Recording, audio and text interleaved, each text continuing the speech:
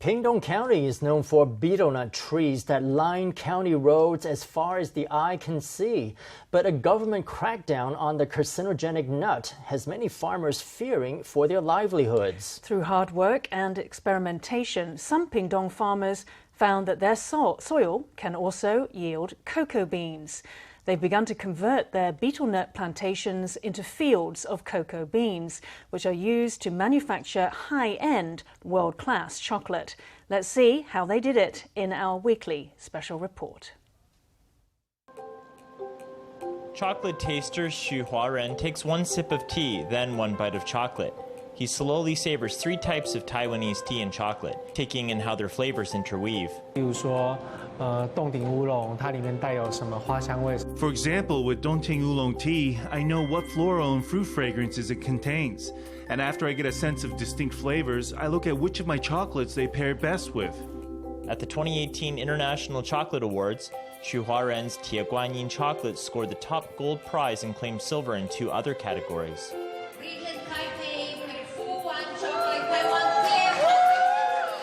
His prizes have made a name for Taiwan in the world of chocolate. His chocolates were meticulously crafted using Taiwan-grown cocoa beans. In this space where he dries cocoa beans, the racks are covered with cocoa sourced from Pingtung.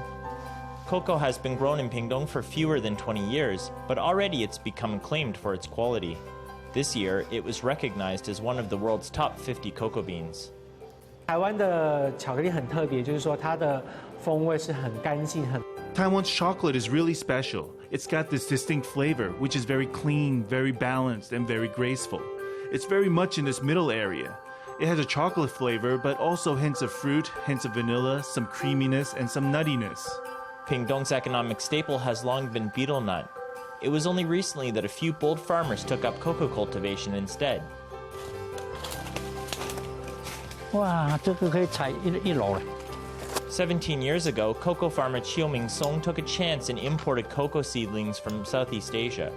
Pingtung is covered with betel nut farms. Having grown betel nut for 30 years, he realized the day would come when the sun sets on the industry. 政府他不再辅导，不是他一直都是不辅导槟榔。 The government has never subsidized betel nut farming. Think about it, if one day the industry really began to decline, what would happen to our farming villages? What can replace it? What is a more valuable crop? Cocoa trees are a tropical plant. Taiwan has typhoons in the summer and cold snaps in winter. Cocoa trees don't hold up well in either.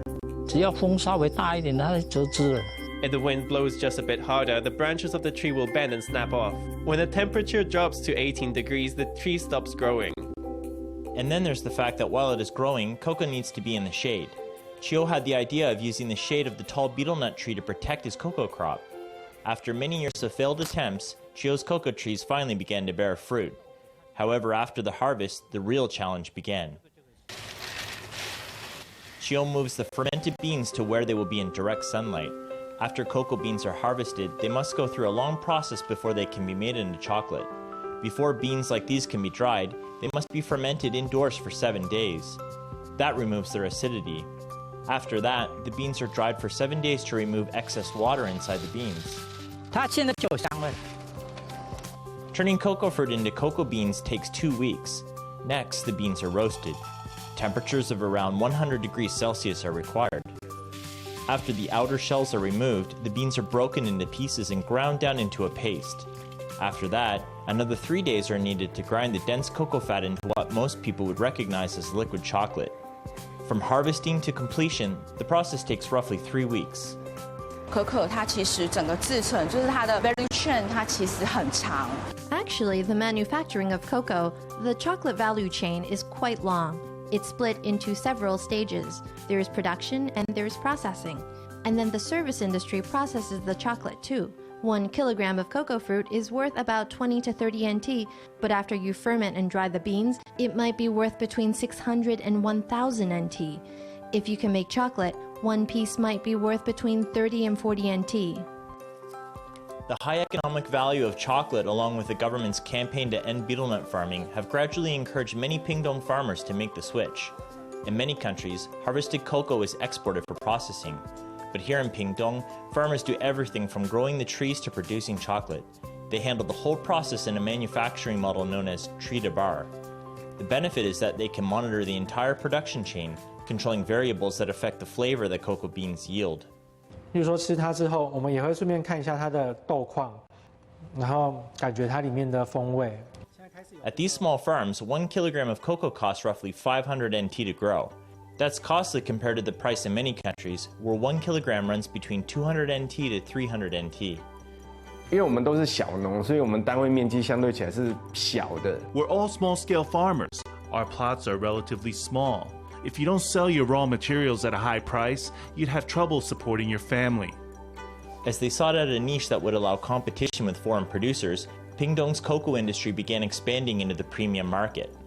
一般生产可可豆国家可能是在一些像象牙海岸啊。 The typical cocoa-producing countries say the Ivory Coast is comparatively poor. In general, farmers there are unable to produce from tree to bar, which means overseeing the processes all the way from tree planting to chocolate manufacturing.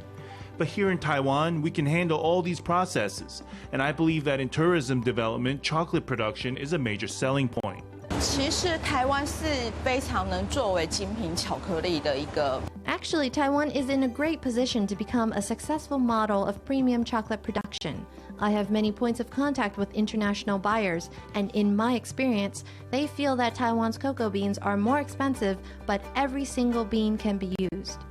Over 17 years, Pingtung has shed its limits and transformed itself with a new crop. It's now just beginning to see the fruit of its efforts.